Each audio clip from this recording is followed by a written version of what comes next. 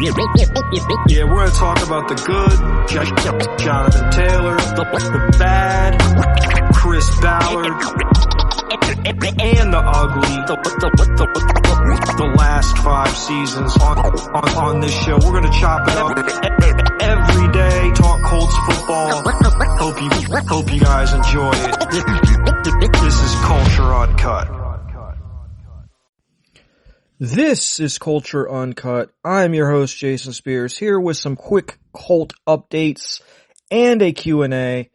It is coming up on the final game of preseason, and quickly the regular season is approaching. Some news this week that has happened. First of all, to my surprise, Mekhi Blackmon was cut and has subsequently been picked up by the Cleveland Browns. I have to give credit to Chris Ballard. I did not think that he would cut Mekhi Blackmon because he, I think, used his 6th round pick to trade for him, and we all know how much Chris loves his picks. So I have to begin by acknowledging that Chris Ballard actually did get rid of somebody who didn't earn their way on this roster. Now the question now becomes, who the hell is going to back up in our corner room? Which leads me to my second update. I don't know if you guys watched Mooney Ward's presser, but that did not give me a lot of hope that he is going to be available this year. One thing I respect about Mooney is he's very open and honest.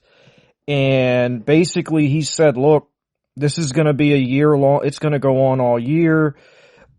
He's going to have to get treatment and take care of it all year long. It's going to be something that, you know, is just going to be something he's going to have to deal with all year. You couple that, which is a back issue, with concussion issues, and it's just, I really kind of wish, you know, Mooney would have just called it a career after last year. I understand wanting to go out on your own terms, but the Colts are in a really tough position because they don't have Cam Taylor. Hopefully he can at least make it through the first week, because you can rock with Sauce, your starting guys, right? But after that, you know, if Mooney goes down, then it's gonna be Wally and Sauce outside, and then Britt, you know, at the nickel. Outside of that, man, we don't have a lot. So the Colts really need to scour the waiver wire for teams maybe that have a ton of, you know, talented cornerbacks, because there are going to be talented guys that get waived, and the Colts really need to be on that, because I really think Mooney is going to be in and out of the lineup, and honestly at some point just might go on the IR, because it's just going to be not worth the trouble in terms of, you never know when you're going to have him, and who knows how he's going to play. And again, I have a ton of respect for Mooney. I love Mooney. He hasn't even played that much, but he's one of my favorite people in terms of there's a no BS filter with him. And I have a lot of respect for people like that, because I'm kind of the same way. But the fact remains, like, that's an issue that's going to have to be taken care of in terms of, you know, we have to get better depth at that position. I think Edwards makes the roster due to his ability to play special teams, but I think he'll be the 6th corner. We really need another playable veteran guy. I don't know what's out there free agency wise. I don't know. Maybe we make a trade for somebody. We've done that. We did that to get Blackmon. Maybe somebody from Lou's past, although Lou hasn't had a lot of great corners in his defenses, but certainly a concern after hearing Mooney's presser, because it just sounds like something that's never going to get healed during the season. And you just consider what you have to deal with as a corner for 17 weeks. You're chasing guys. You're playing run support. You're doing all kinds of things. It's just, and then you throw in everything that happened last year. I just think it sucks, but I don't, if he makes it through the year, it'll be by the grace of God, like, without getting hurt, like without missing more than 4 games. because it's just something that backs are nothing to play with. We saw that with Buck last year, and when he came back, he wasn't the same. Neck, back, head, anything, because it's like anything from the waist up is probably not going to be great for you. But I wish Mooney well. I hope he can stay healthy. I hope everyone can stay healthy. Injuries are the worst part of the sport, and I hate it, for the guys, but it's a part of the game, and hopefully the Colts can add some talent at some point in the next few weeks, before the season starts to improve their talent level in that room. So that's kind of my negative thing that's going on. I mean, the positive is Blackman's gone. The negative is I don't think Mooney's going to be around all year, which sucks. But now let's get to the positives. Alec Pierce is back, and he looks solid. I saw him run some routes. Looked really good. I think it's going to take obviously some time for him to get back into shape and game shape and all that stuff. But he is tracking to play week 1, which is huge in my opinion. Even if he's not 100%. I do think having like Pierce at 90% or 95% and being able to at least stretch the field opens up what we can do offensively in the middle of the field and with our running game. So that's a big thing. Glad to have him back. I was extremely worried about that because he's such a big part of what the Colts do offensively. I don't think people outside of the Colts fan base realize how important this guy is to what we do, but those of us that follow the team know how important Alec Pierce is. It's not just about the numbers, it's about what he brings in terms of stretching the field and allowing other people to get open and allowing, the running game to get going, because you can't bring that extra guy up. You've got to be able to, you're worrying about Warren, you're worrying about Downs, but more than anything, you're worried about getting beat over the top with 14. So, really great to have him back, and he looks good. So that's a very positive development. And then finally, one of the most unsung heroes that the Colts have had in the last decade, I never thought that Pat McAfee could be replaced, and personality-wise probably would never be replaced. But Rigoberto Sanchez contract extension, I know people aren't going to get excited about a punter, but Rigo's been through hell, cancer. I think he got injured one year, and so he's been a quintessential Colt. He's punted at a Pro Bowl level. I don't know if he's ever made the Pro Bowl. All I know is he's been great for us. Pinning people inside the 20. So I'm glad to have him back. I'm going to click on this article. I'm not positive to what the extension is for in terms of years. Let's see here. But he has been extended, and hopefully it's for a few more years. Punters can punt till they're 40 years old, so glad to have him back. I think he's underappreciated. He's a big part of what we do on special teams. It allows Brian Mason to do certain things, and we've really had quite a run with punters. I mean, going all the way back to Ron Stark was a good punter. Chris Gardocki was a good punter. I'm sure I'm going to leave somebody out. Hunter Smith was a good punter. Pat was a great punter. And now Rigo. So obviously punters are not a huge part of the game, but they can flip the field, and Rigo does a really good job of doing that. And I'm glad to have him back. He's one of the good guys, and he is somebody that I think is really worked on his craft and become one of the better punters in the league, and I'm happy to have him back. So we are headed into the final game this weekend, Saturday, 1 p.m., Detroit. The starters are going to play about 8 to 12 plays. No DJ, no JT, no Alec Pierce, no Tyler Warren, no Josh Downs. But I think the starting O-line is going to play. AR is going to play with the starters, so that'll be interesting. I definitely think AR is on this roster, and I think he's going to be the number 2 guy. So we'll see what happens. That's subject to change in terms of like if the Colts fall apart or something and are like 0-8 and at the trade deadline they just want to, try to get something for him and then play Riley, whatever. I mean, at that point it doesn't really matter. But yeah, so I'm excited to see like our starters play a little bit. I always get concerned though because I'm not sure the risk here is worth the reward. I don't think I would play anybody, because it's just not worth it to me. What are you really getting out of 1 or 2 drives? And I'm sure the argument back is, well, it's only 1 or 2 drives, but that's all it takes. You can get hurt. I think Austin Collie tore his ACL on the first play of a preseason game a long time ago.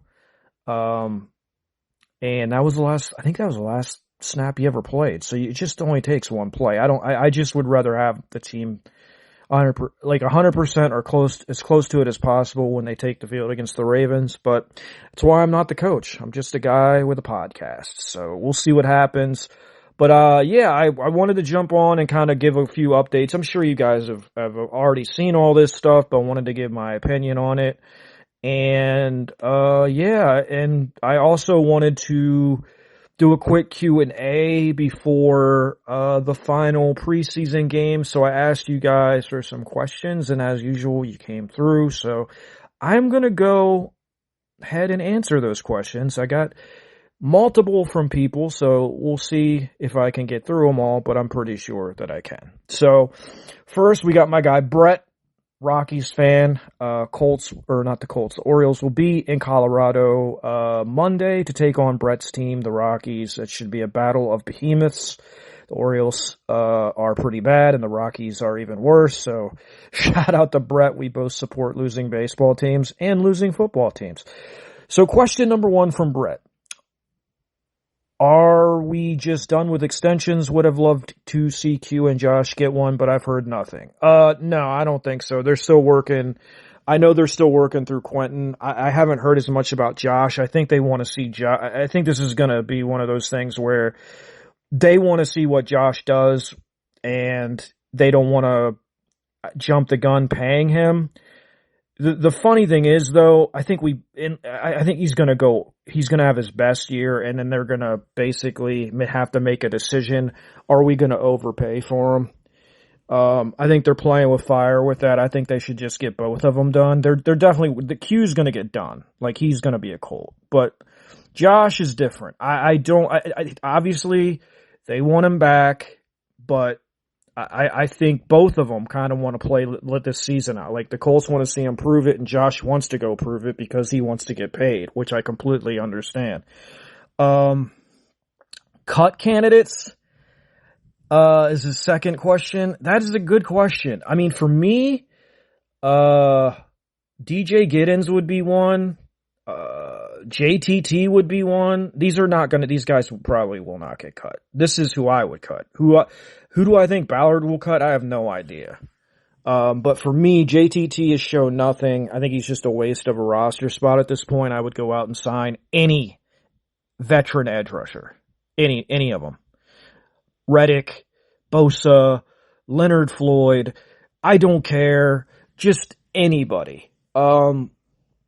And then obviously Blake Freeland. I don't know how this guy stays on the roster. I would keep Nolan Rucci over him. I would keep a lot. So, but as far as like guys that, I think Burks could get cut. I think Treadwell could get cut. But none of these are really surprising. Burks would kind of be surprising to me because I think he's really improved based on what I've been told. Like in the spring, just to give you an example, in the spring, Burks didn't even know where to line up. They literally had to go out there and move him around because he didn't know where to line up and what he was supposed to do. And now knows where to be. He's playing faster. I think I saw an interview with Reggie where he said he's improved more than anybody in the room, and I think you can see that. I wouldn't cut Burks because I think a team snaps him up quick. I would be more apt to cut Owen because I don't think that would happen with him. But we'll see. But I don't think there's going to be any. I would be shocked if there's any big name guys that are cut. Like I don't think they're going to give up on JTT, even though I've literally seen him do nothing but get obliterated out of. I mean, you watch him; he just gets pushed so far off the line of scrimmage. He doesn't hold the edge. He can't rush the quarterback. I just, their edge room is one injury to Latu away from being like the worst edge room that I've seen. Because at least last year you had Pay, who could, at least defend the run. He was not great in pass, obviously as a pass rusher. This year we have Key, who's more of a pass rusher. But then outside of that, like Michael Clemens is not very good. It's unfair to expect Curry or Gums to be like solid, like huge amount percentage reps guys. They're just not ready.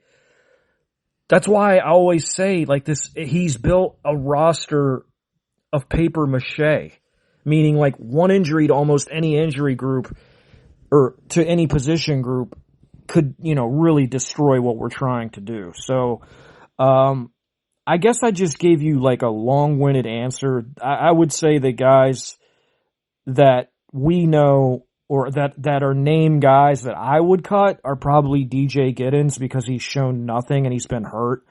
JTT because he's shown nothing.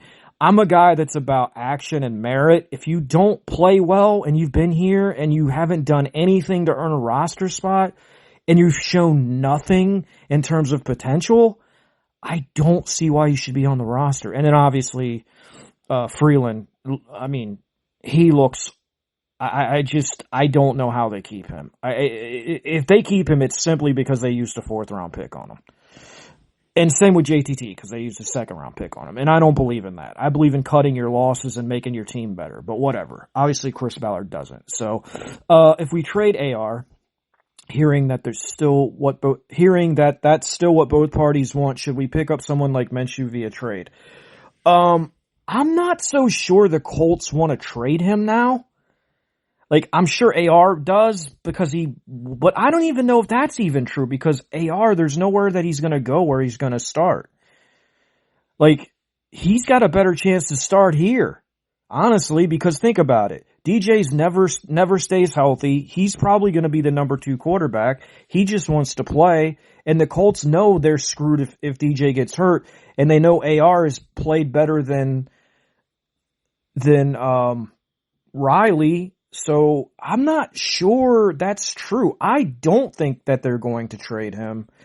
And I don't think they would trade for Minshew. So, but I was wrong about Mekhi Blackman. I've been wrong before. Maybe I'll be wrong again. We'll see. I hope they keep AR though, because I am still holding out hope that they'll put some packages in where we run like, some option or some type of stuff with AR packages. Cause I do think he's got a lot of he brings a lot to the table as far as run game and being able to like add layers to the offense. So I kind of hope we keep him, but again, that would depend on Steichen actually using him for that. And he's never done it. So I don't know if he would start now. So, do we feel better about Alec now that he's back to practice? Absolutely. I absolutely feel much better about it. I never trust anything the Colts say about injuries, and I didn't really buy into like the Zapruder film, like watching him walk and people telling me, saying like, oh, look at the limp, look at the limp, look at the limp. Like, some dudes pimps walk with a limp, right? There's people that walk with a limp. That's just, or a little hitch in the gait, if you will. So, like, I was never really worried about his walk per se. I was worried that I hadn't really seen him do anything. Now that he's back at practice, I feel much better, as I stated in the opening when I talked about positives. That's a big, big positive because I feel like he's so much more important to our team than people outside of Indianapolis realize. So, really glad to have him back. So, absolutely feel good about it. And, I'm interested to see what happens, after this game and the cut down, and if it's going to be different or if we're just going to stick with the status quo of keeping trash players because we use certain round picks on them, or if Ballard is actually going to try to improve the team. I mean, he did get rid of Blackman. I will give him that.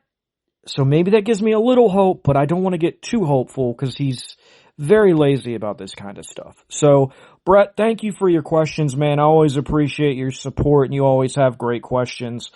So yeah, man, we'll talk about the Orioles-Rockies series a little more as it gets closer on X. But yeah, appreciate you, brother, for the question. Looking into your, this is from Jimmy, looking into your crystal ball and tell me, do you think AR gets traded? Personally, I feel like Indy plans on keeping him as insurance after what happened last year and would only trade them if they got an offer they can't refuse. And who knows if anyone will be that desperate. I agree with you, Jimmy. I think the Colts are absolutely going to keep him for now, unless somebody does something insane like offer him a third-round pick or something, which is not going to happen. And I think they like having that option. I 100% believe if AR does not smash the band or snap the band into his eyeball last year, we never see Phillip Rivers. He plays, and who knows what happens. I mean, who knows? But yeah, I definitely think that he will be here. The only way I see them trading him is maybe at the trade deadline if DJ's playing and we're just bad. Like, we start off like 0-8 or something like that, and there's no chance, I don't know what week it would be at the trade deadline, but we're just like really bad, and DJ's playing and we're still not winning, because our defense is bad or whatever the case.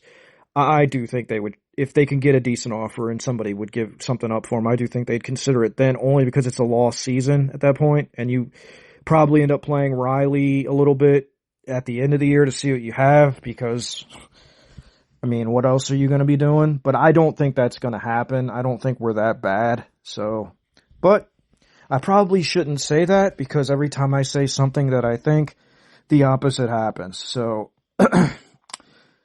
hope that answered your question, Jimmy. Appreciate the question and you reaching out and asking it. So I hope I answered it. Edgar says, if I hear Carly say find a way, or there's never been much more urgency, one more time I might lay down in traffic. I'm about action. Enough of this word salad BS. All this organization has done for years is talk, and all they ever do is come up short. Show me, for the love of God. So that's not a question, but the statement itself is fair. I'm tired of hearing the word salad garbage too. I mean, I expect it from the owner. I'm kind of fed up with the general manager more than I am with Carly. She's only really been in charge for a couple of years. Owners are going to say stuff. That's what they do. But our GM, I'm about action, and our GM has been bad. So I'm more frustrated with him than I am with Carly or Kalen or any of them. I'm much more frustrated with our general manager, but I'm not going to go into another rant about him. You guys already know. So I get the frustration. I would direct it more at our GM than our owner. I know the owner owns the team and is the reason that he's employed, but I just feel like Ballard's been such a failure. So I put more of it on him. Sean with a two-part question. How do you think our linebackers are going to do? And are you as concerned at our depth at key positions overall as many seem to be? So the question about the linebackers, I think they're going to be fine. Like, I do think they're going to struggle some because they're young. You got Gaither, who's a vet. I think he's going to be solid. As Pratt was last year, I think Gaither will be maybe a little better. I really like what Betcher's shown. He's aggressive, physical. He's the type of tone setter the Colts need. I think C.J. Allen is going to be a very good player. I think people overreacting to 12 snaps in a preseason game is insane. He's going to be fine. He will I think they're going to mix and match early in the season, and then whoever plays the best is going to get the most reps down the stretch. But I like our depth there. Carlisle I like in coverage, and I think he's played his way back onto this roster. A lot of people had him being cut. I think he's played well. And then Ajake is a good special teams guy and a good fifth linebacker. So I like our linebackers. I would rather go young and take the bumps in the road and have them improve as the season goes on than have a bunch of old guys out there that get tired and get worn down by the end of the year. And I think you're going to see, barring injury, obviously, I think you're going to see the linebacker play be see a lot more athleticism, see a lot more better coverage, and guys flying all over the field and just playing super fast. And I think they're going to get better as the year goes on. Don't expect Ray Lewis and Shaq Leonard right away, but I do think as they play, I think they're going to get better, more comfortable. See, the game will slow down a little bit, and then I think they're good. They're going to be fine there. And as far as like the depth at key positions overall, I'm concerned about that for sure. Definitely at corner, definitely at edge. I mean, you're always concerned with a Chris Ballard roster. He cannot put together a full, complete roster. He just cannot do it. So yes, I'm very concerned. We don't have a really legit backup one tech that can actually play. He never did address that. So you're going to be playing Wooden, who's a 3 tech basically behind Grover. He can do it, but he didn't come here to do that. He said he'd prefer to play the 3, but you're going to have to play him at the 1 because we have nobody there. Then you go to Mooney, who I talked about early on, don't feel great about that. And then the depth, we have, Britt will probably end up playing a lot of starters minutes. And then we have Jalen Jones, who knows if he even makes the roster, and Jonathan Edwards, who's looked as bad, except for the penalties, as Mekhi Blackman has. So I'm very concerned about the secondary. The only things I'm really not concerned about are wide receiver, tight end, safety. So outside of and then that's pretty much it. Like running back, we have 2 good ones. If JT gets hurt, then we've got like Seth, and then who knows? I don't feel great about that. Usually need to have at least 3 playable running backs. I'm not sure DJ Giddens is even playable at this point. But I have a hard time believing they cut him. O-line's always a concern. We don't have a backup center that's playable. I do like Farmer, but he's hurt right now at guard. Tucker is meh, at guard. And then Tenuta, coming off an injury, is going to be the swing tackle. And then who knows? Like, if they keep Freeland, then I'm really going to be worried. But I'm certainly not happy with the depth. I haven't been happy. I didn't like what he did as far as free agency. I thought he attacked it all wrong. Even the depth players that he got were not good. Like Clemens was a waste. Wanye Thomas was a waste. He's not going to make the team. Namdi was a waste. Tillery was a waste. All these guys, like you could have just went out and got, for those 4 guys, you could have just went out and got 2 really solid NFL players, but he didn't do it. So somehow I worked my way into another Ballard rant. I'm very concerned. But, every team has some position that they don't have a lot of depth at. The Colts just have a lot of them. So hopefully if we get injured, it'll be at positions we have depth at. Paul asks, I know Jones is under contract for a couple of years, but do you think they take a swing at QB next year without a first round pick? I actually I should admit this, but I was actually going through a mock draft for 2027, and Darian Mensah, the quarterback for Miami, was there in one of my rounds, and I was like, I'm taking him, and I took him. So I think I would. I really do. I think I would. I think it's clear, like, I think Riley is iffy backup quarterback. I mean, he looked okay last year. I don't know if he's good enough. I think they need to swing. If Ballard is here, which I don't think he will, I think there's almost no chance they do this. But I do think there's going to be a new GM next year, and I think immediately what they're going to want to do is upgrade the quarterback position and the edge room. Because if you look at the Colts, their issue for the last 5 years has been the quarterback room and the edge room.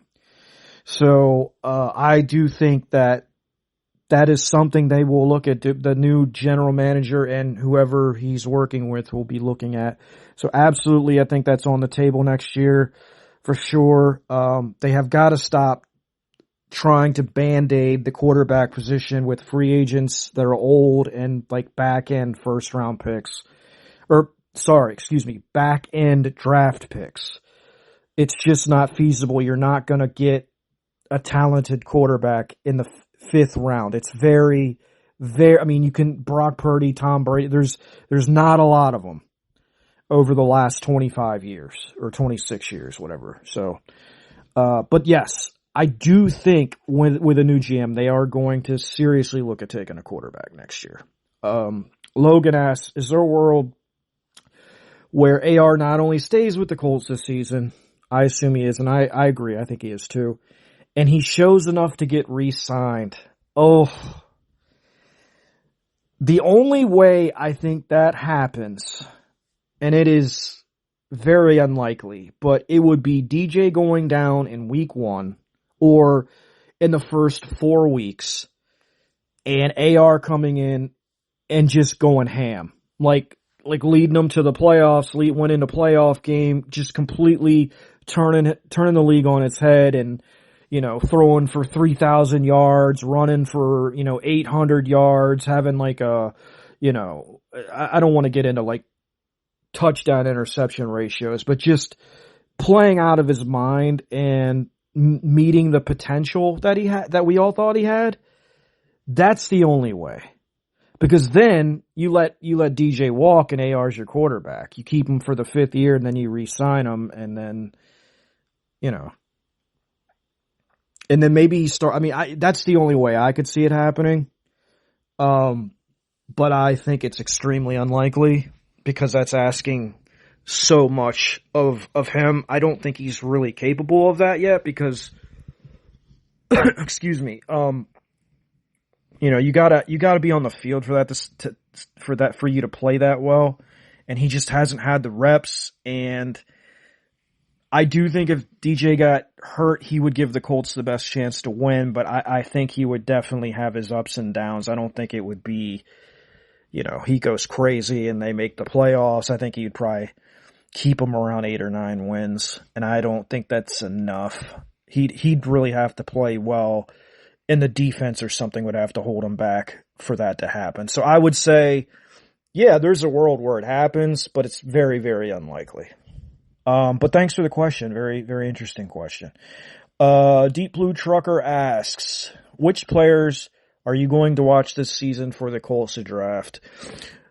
Well, I can't give you names, because I'm not even into that mode yet, but I will say I'm going to be looking at wide receivers. I'm going to be looking at quarterbacks, edge, the usual, because that's what this team needs. I do think, I don't know. I really do think they need to look at quarterbacks next year. The next year's draft is crazy. There's going to be so many talented players in it. The Colts have to really, really hit a home run in that draft. So I can't give you names. I'm more of a position guy, and then I'll learn the names as I go, because guys make names as they get experience. There's probably guys that are not known right now that in 6 months are going to be on people's draft boards, and some probably in the first round. So we'll have to see, but I'm always focused on edge because I'm always concerned about edge with this friggin' team. We haven't had a good edge since Robert Mathis. That's like pre-Ballard. So, or a great edge. We've had I would say Justin Houston was decent, probably, okay. Latu's solid, but we haven't had like a game. Like when I think of edge rushers, I think of game changers. We haven't really had one of those since Robert Mathis. So I want a game changer, a guy that changes games. It's crazy to me that at one point we had two of them on the same team. But then like nothing else. We had Freeney, Mathis, and like Sanders when he was healthy, and Antoine, and that was about it. I wish we could just have one of Freeney or Mathis. That would be so wonderful. But so yeah, I'm rambling, but yeah, certainly gonna watch college as I always do, and look for players that can help the Colts. That's what you always look for because they need it.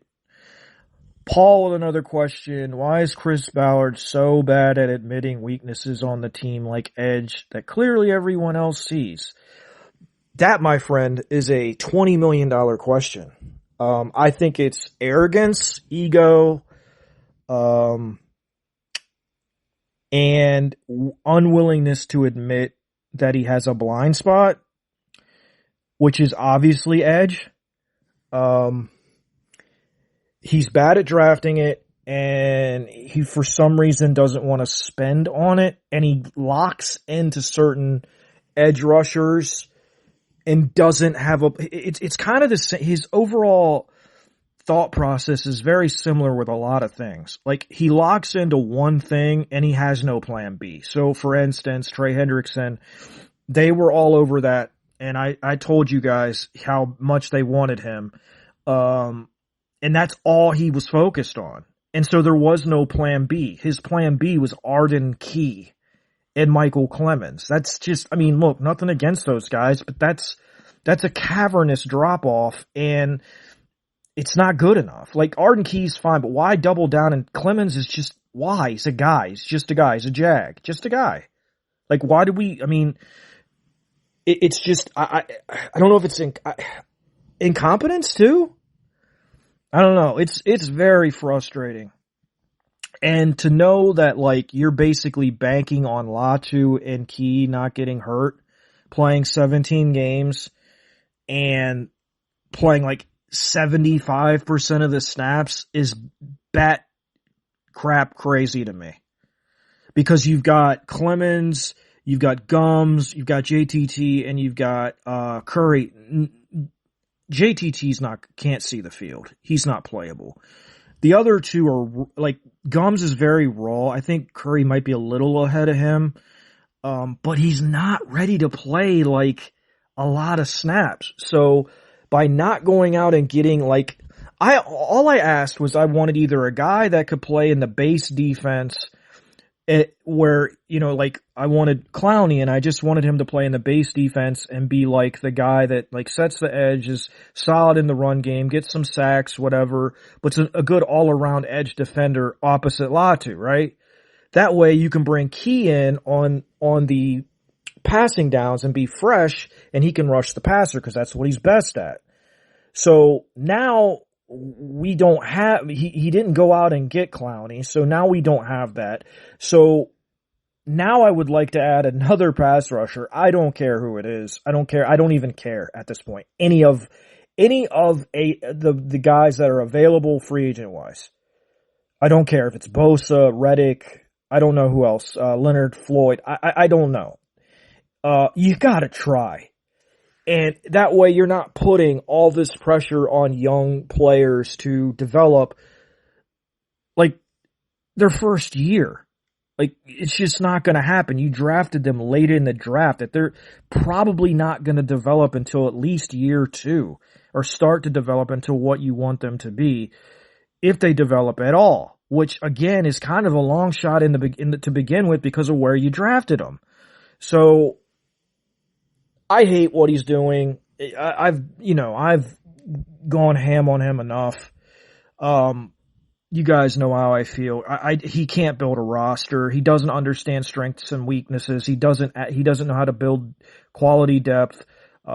He seemingly cannot draft edge at all. So I don't understand why he just doesn't even just stop drafting edge and just attack it in free agency. You've clearly been doing it for 10 years and you suck at it. Like, we have one, pay was decent, but you took him in the first round and you didn't get a lot. For a first round pick, you didn't get much. Latu, again, still hasn't really made the jump, but he looks promising. That's like 1 of 11 of, I think he's drafted 11 edge rushers since he got here. And maybe one's been, like, Latu's probably the best. Pay, 2 of 11, maybe, and they're not even that great. Like, Pay's a good run defender, never put, like, he wasn't an edge guy, like a quarterback, a guy that put pressure on the quarterback, game record type guy. And Latu, I don't know. I mean, he's solid, but we have to see him take the leap. So I think it's, but to answer your question quite simply, I think it's just arrogance and ego. So thanks, Paul. Ross asks, which position is most likely to get an addition after other teams make cuts? I would say corner. You cannot go with what we have there, I don't think. Corner and maybe O-line. Like, they've got to get a backup center. And maybe running back. I mean, because I don't trust Giddens, but if I had to pick 2, I would say, because I don't see him cutting any of the edge guys, and I wouldn't cut Gums or Curry. I would only cut Jalen or whatever, and they're not going to cut him. So I would say probably backup center and corner would probably be the spot. So O-line and corner would be the places I would think you'd see guys added. Any chance that, and thanks for the question, Ross. And finally, the final question, the man behind the wire, Frost Zombie 01 asks, any chance the Colts bring back Kenny in a reduced role? I mean, there's always a chance, but I doubt it. I don't know why no one's picked him up. I'm starting to think maybe he doesn't really want to play anymore. I don't know. I think there's always a chance, but I mean, the money has to be right, I guess. And I don't know, like, they've got Britt and, Wally to play the slot, and Kenny doesn't really play well outside. You can't play him out there. I think maybe if, one of those guys, like, or both of those guys get hurt, maybe they'll call him, but I just don't see it. It's kind of confused. I'm really actually kind of surprised no one signed him. I'm reading Brett's response to this. Yeah, he said the same thing I just said. Like, he wanted to move on from Indy, and the scheme wasn't really good for him. Yeah, Brett asks, why is Kenny still unsigned? That is a great question. He's a good locker room guy. He's a good guy. He's still playing at a relatively high level. I kind of think he's done, honestly. He did, like, I watched an interview when they asked him about, like, he was like on a golf cart or something, and they asked him about, like, why he didn't want to play with the Colts anymore, and he gave like a long rambling answer that really didn't make any sense to me. It kind of just sounds like he doesn't want to play anymore.